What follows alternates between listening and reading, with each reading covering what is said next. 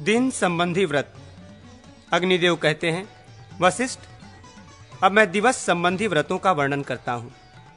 सबसे पहले धेनु व्रत के विषय में बतलाता हूं। जो मनुष्य विपुल स्वर्ण राशि के साथ उभयमुखी गौ का दान करता है और 1 दिन तक पयोव्रत का आचरण करता है, वो परम पद को प्राप्त होता है। स्वर्णमय कल्प वृक्ष का दान देकर 3 दिन तक पयोव्रत करने वाला ब्रह्मपद को प्राप्त कर लेता है। इसे कल्प वृक्ष व्रत कहा गया है।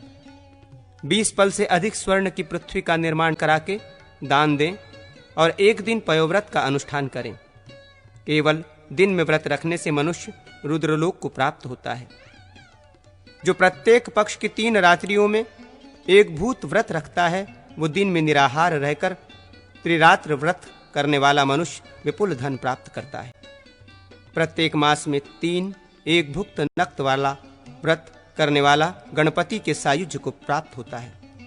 जो भगवान जनार्दन के उपदेश से त्रिरात्र व्रत का अनुष्ठान करता है, वो अपने 100 कुलों के साथ भगवान श्री हरि के वैकुंठ धाम को जाता है। व्रतानुरागी मनुष्य मार्गशीर्ष के शुक्ल पक्ष की नवमी से विधि पूर्वक त्रिरात्र व्रत प्रारंभ करे। नमो भगवते वासुदेवाय मंत्र का 1000 अथवा 100 बार जप करे। अष्टमी को एक भुक्त दिन में 1 बार भोजन करना। व्रत और नवमी, दशमी, एकादशी को उपवास करें। द्वादशी को भगवान श्री विष्णु का पूजन करें। यह व्रत कार्तिक में करना चाहिए। व्रत की समाप्ति पर ब्राह्मणों को भोजन करा के उन्हें वस्त्र, शय्या, आसन, छत्र, यज्ञोपवीत और पात्र दान करें। देते समय ब्राह्मणों से यह प्रार्थना करें, इस दुष्कर व्रत के अनुष्ठान में मेरे द्वारा जो त्रुटि हुई हो, आप लोगों की आज्ञा से वो परिपूर्ण हो जाए। ये त्रिरात्र व्रत न करने वाला इस लोक में भोगों का उपभोग करके मृत्यु के पश्चात भगवान श्री विष्णु के सानिध्य को प्राप्त करता है। अब मैं भोग और मोक्ष प्रदान करने वाले कार्तिक व्रत के विषय में कहता हूँ। दशमी को पंचगव्य का प्राशन करके एकादशी को उपवास करें। इस व्रत के पालन में कार्तिक के शुक्ल पक्ष की द्वादशी को श्री विष्णु का पूजन करने वाला मनुष्य विमानचारी देवता होता है। चैत्र में त्रिरात्र व्रत करके केवल रात्रि के समय भोजन करने वाला एवं व्रत की समाप्ति में 5 बकरियों का दान कर देने वाला सुखी होता है। कार्तिक के शुक्ल पक्ष की षष्ठी से आरंभ करके 3 दिन तक केवल दुग्ध पीकर रहे, फिर 3 दिन तक उपवास करे। इसे माहेंद्र कक्ष कहा जाता है। कार्तिक के शुक्ल पक्ष की एकादशी को आरंभ करके पंचरात्र व्रत करें। प्रथम दिन दुग्धपान करें, दूसरे दिन दधि का आहार करें, फिर 3 दिन उपवास करें। ये अर्थपद भास्कर कृच्छ कहलाता है। शुक्ल पक्ष की पंचमी से आरंभ करके 6 दिन तक क्रमशः यव की लपसी, शाक, दधि, दुग्ध, घृत और जल इन वस्तुओं का आहार करें। इसे शांतपन कृच्छ कहा गया है। मास संबंधी व्रत।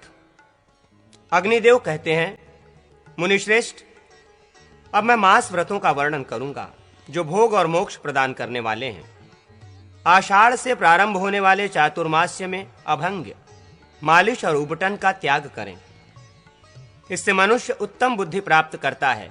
वैशाख में पुष्प रेणु तक का परित्याग करके गोदान करने वाला राज्य प्राप्त करता है। 1 मास उपवास रखकर गोदान करने वाला इस भीम व्रत के प्रभाव से श्री हरि स्वरूप हो जाता है। आषाढ़ से प्रारंभ होने वाले चातुर्मास्य में नियम पूर्वक प्रातः स्नान करने वाला विष्णुलोक को जाता है। माघ अथवा चैत्र मास की तृतीया को गुड़धेनु का दान दें। इसे गूढ़ व्रत कहा गया है। इस महान व्रत का अनुष्ठान करने वाला शिव स्वरूप हो जाता है।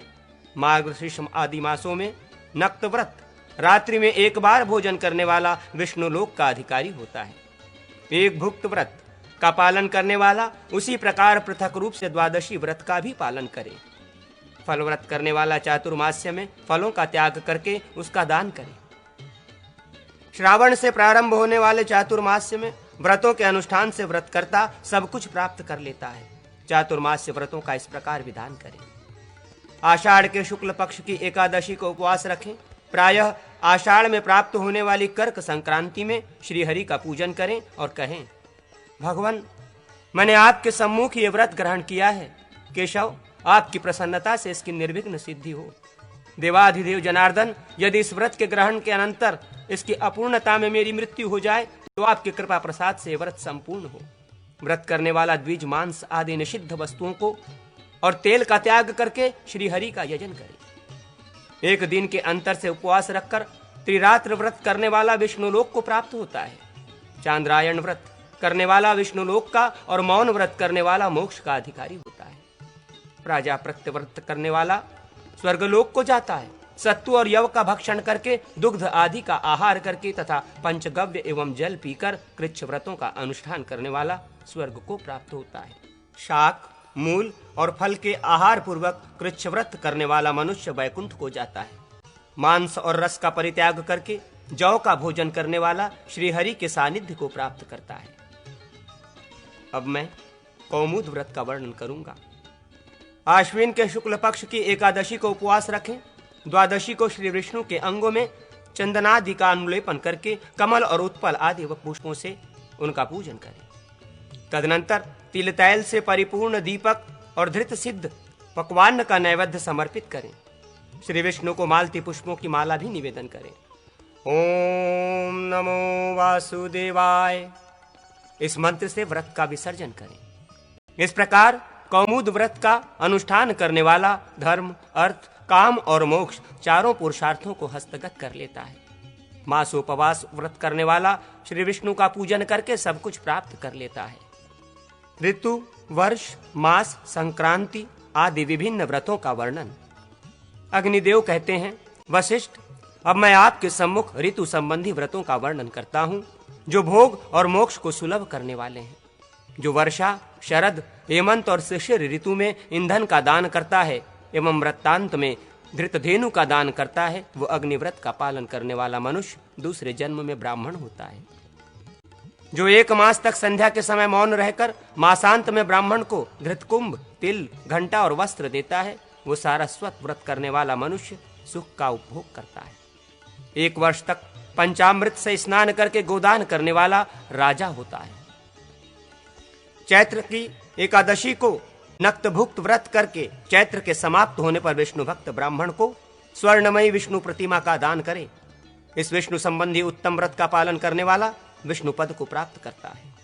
1 वर्ष तक खीर का भोजन करके गोयुग्म का दान करने वाला इस देवी व्रत के पालन के प्रभाव से श्री संपन्न होता है। जो 1 वर्ष तक पितृदेवों को समर्पित करके भोजन करता है, वो राज्य को प्राप्त करता है। ये वर्ष संबंधी व्रत कहे गए हैं। अब मैं संक्रांति संबंधी व्रतों का वर्णन करता हूँ। मनुष्य संक्रांति की रात्रि को जागरण करने से स्वर्गलोक को प्राप्त होता है। जब संक्रांति अमावस्या तिथि में हो तो शिव और सूर्य का पूजन करने से स्वर्ग की प्राप्ति होती है। उत्तरायण संबिंदनी मकर संक्रांति में प्रातः काल स्नान करके भगवान श्री केशव की अर्चना करनी चाहिए। उद्यापन में 32 पल स्वर्ण का दान देकर वो संपूर्ण पापों से मुक्त हो जाता है। विषोवादि योगों में भगवान श्री हरि को धृत मिश्रित दुग्ध आदि से स्नान करा के मनुष्य सब कुछ प्राप्त कर लेता है। स्त्रियों के लिए उमाव्रत लक्ष्मी प्रदान करने वाला है। उन्हें तृतीया और अष्टमी तिथि को गौरी शंकर की पूजा करनी चाहिए। इस प्रकार शिव पार्वती की अर्चना करके नारी अखंड सौभाग्य को प्राप्त करती है और उसे कभी पति का वियोग नहीं होता। मूल व्रत एवं उमेश व्रत करने वाली तथा सूर्य में भक्ति रखने वाली स्त्री दूसरे जन्म में अवश्य पुरुषत्व को प्राप्त करती है।